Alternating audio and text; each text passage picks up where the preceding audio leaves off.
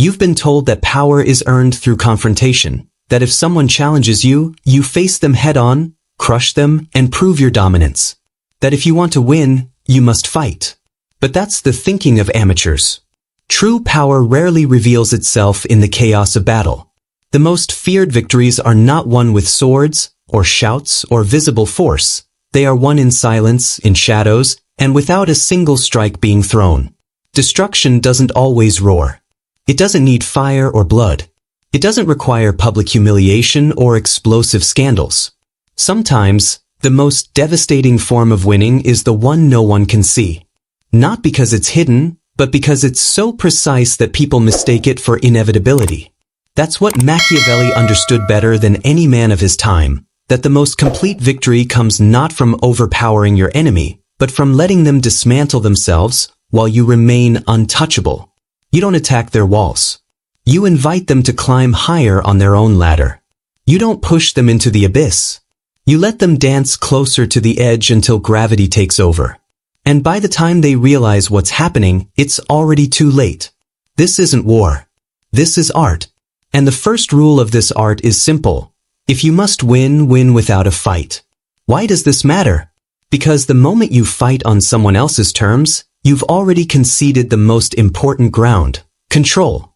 When you react to provocation, when you defend yourself against every jab, insult, or attack, you've entered their arena. You've given them the frame. And inside their frame, you can't win because you're playing their game. Machiavelli knew that reaction is weakness. Every time you respond in anger, in panic, or in desperation, you feed your enemy exactly what they want, proof that they've unsettled you. The more emotional you become, the more reasonable they appear. The louder you speak, the calmer they seem. And in the eyes of the crowd, the court of public perception, it's not always the one who's right who wins. It's the one who looks most in control. So here's the truth. If you fight directly, you might win the battle, but you can still lose the war. Because wars aren't only about who's standing at the end. They're about who controls the narrative, who shapes the perception, and who commands the silence after the storm. The stakes here aren't just your pride.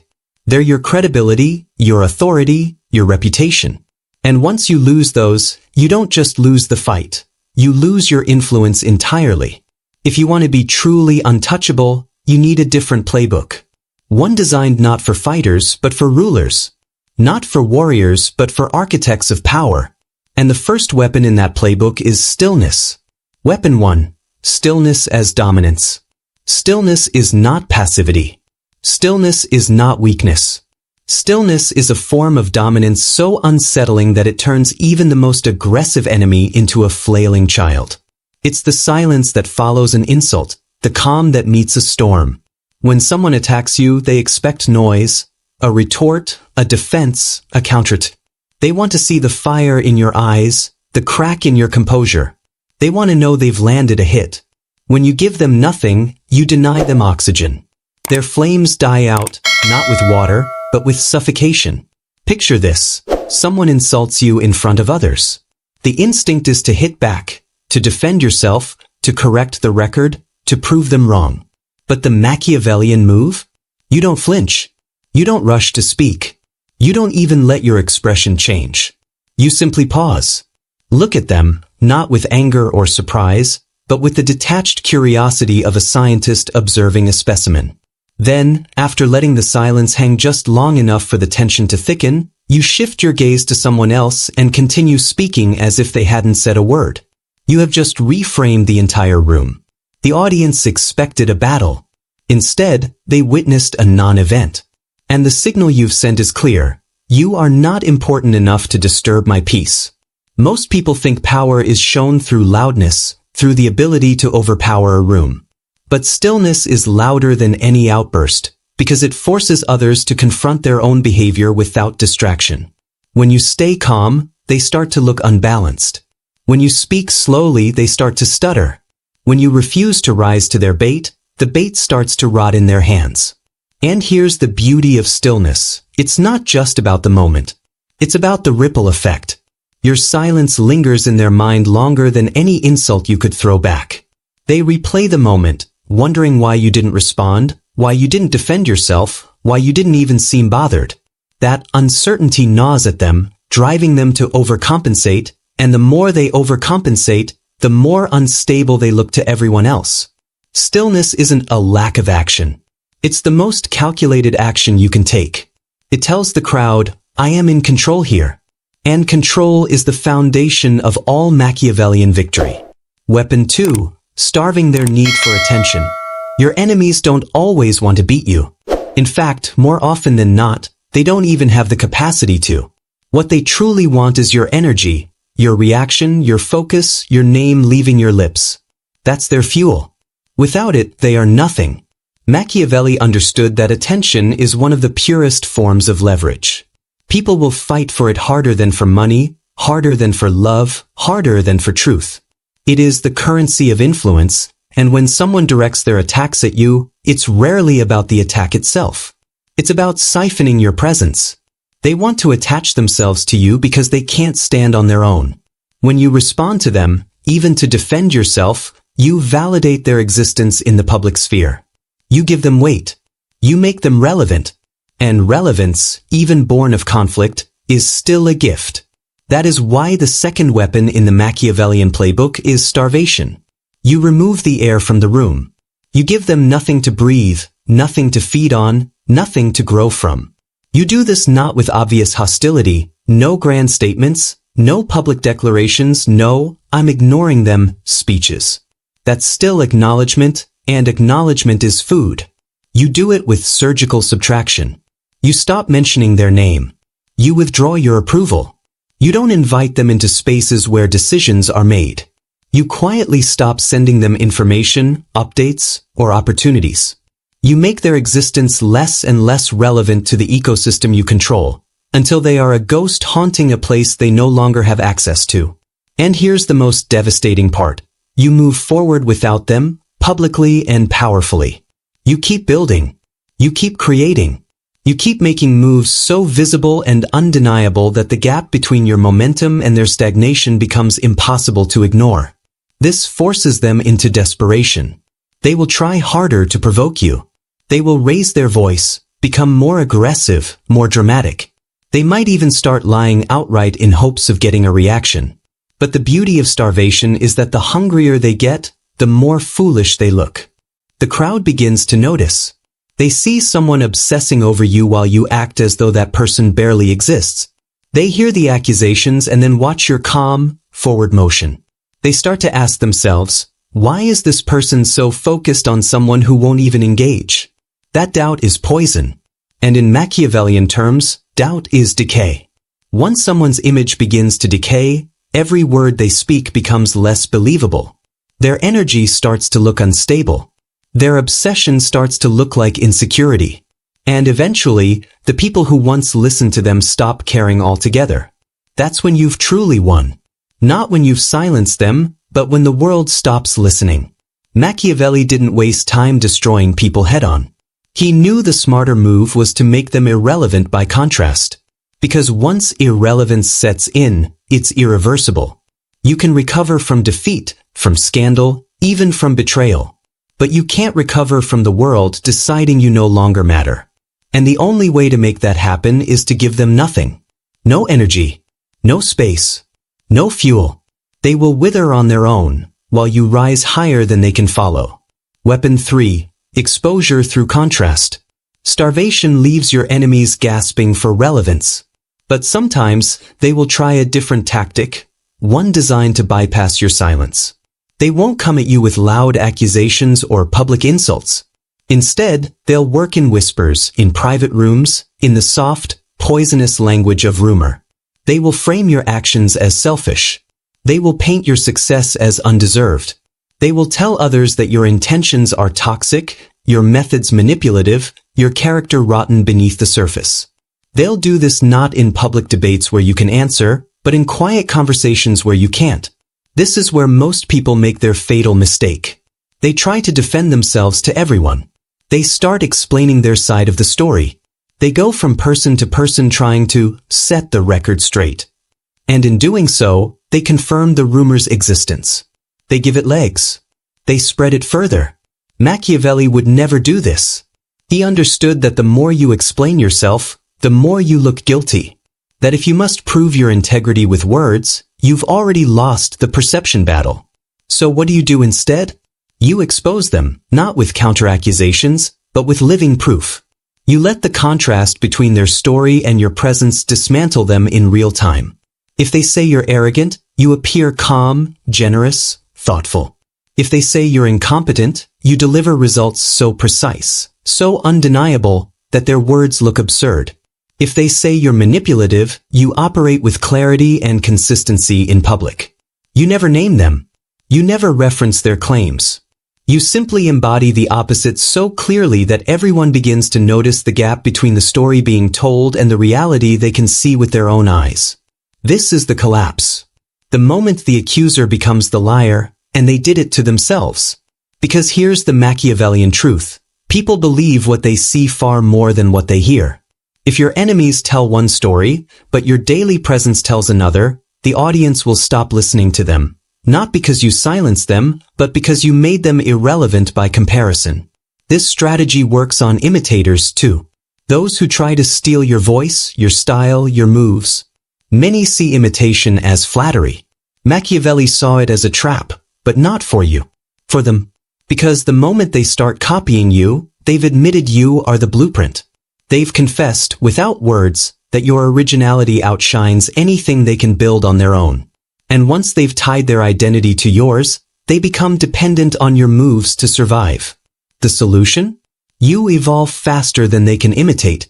You sharpen your voice, diversify your influence, shift your approach. By the time they replicate one version of you, you've already become someone else. They're always chasing your shadow, and shadows cannot be caught. In the eyes of the crowd, this makes them look like an echo. A faint, hollow copy of something far more powerful.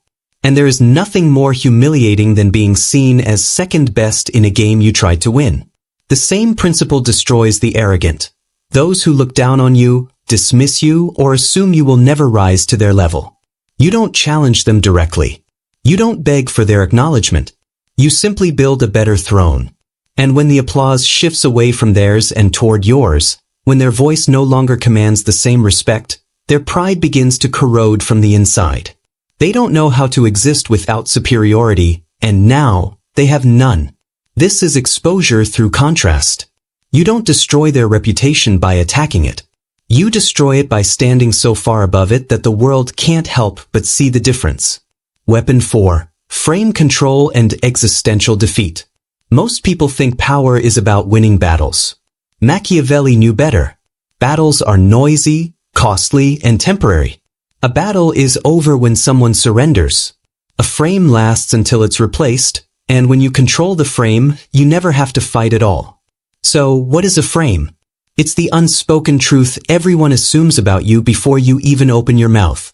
It's the silent context that shapes every conversation you enter, every rumor told about you, every judgment people make. And once the frame is set, it's nearly impossible to break, unless you control it. When someone attacks you publicly, the natural instinct is to defend yourself.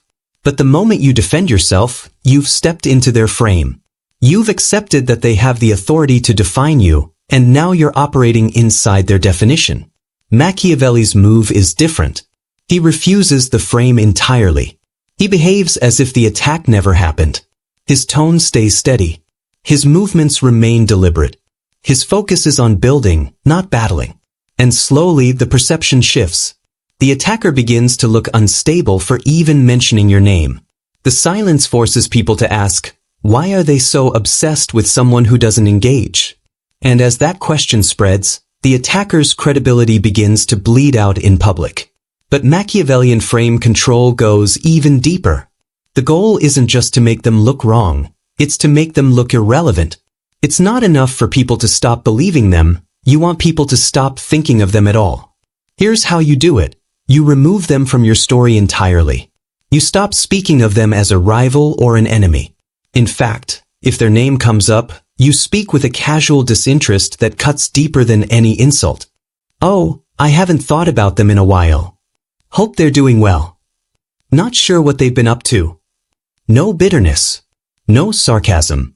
just the kind of indifferent politeness you give to someone who barely exists in your world. This is existential defeat, not just taking their power, but erasing their meaning.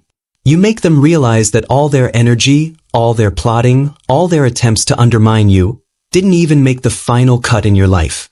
They weren't your rival. They were a passing lesson, a temporary noise, a name you no longer carry. And that is the humiliation they can't recover from. Losing power hurts. Losing relevance destroys. But losing meaning? That's the death blow. Because when others see your indifference, they don't just stop respecting your enemy. They start pitying them. And pity is the final stage of ruin. Once the crowd pities someone, they can never be feared again. From there, you disappear, not in retreat, but in ascension. You move into spaces they can't access, surround yourself with people who've never even heard of them, operate on levels they can't even comprehend. You no longer share a field with them because you're not even playing the same game. And as you rise, they fade. The applause they once commanded is gone. The relevance they fought to keep evaporates. And they are left with nothing but the echo of a war they thought they were winning, a war you never even acknowledged. This is the Machiavellian way. Not to crush your enemy's body, but to erase their place in history. To make them so irrelevant that even their name becomes an afterthought. Because in the end, true power isn't about who wins the fight. It's about who decides whether the fight was worth noticing at all. The silent crown, final Machiavellian movement. You now understand the 4 weapons of the Machiavellian playbook: stillness, starvation, contrast, and frame control. Alone, each of these tactics can dismantle an opponent without a single visible strike. Together, they form an unstoppable architecture of quiet dominance, a way of moving through conflict so far above the common instincts of retaliation that most people will never even realize you've already won. This is not about morality. It's not about fairness.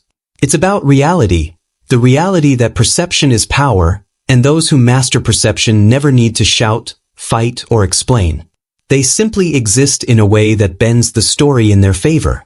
Think about it. When you stay still, you don't just avoid their trap, you make them stumble into their own.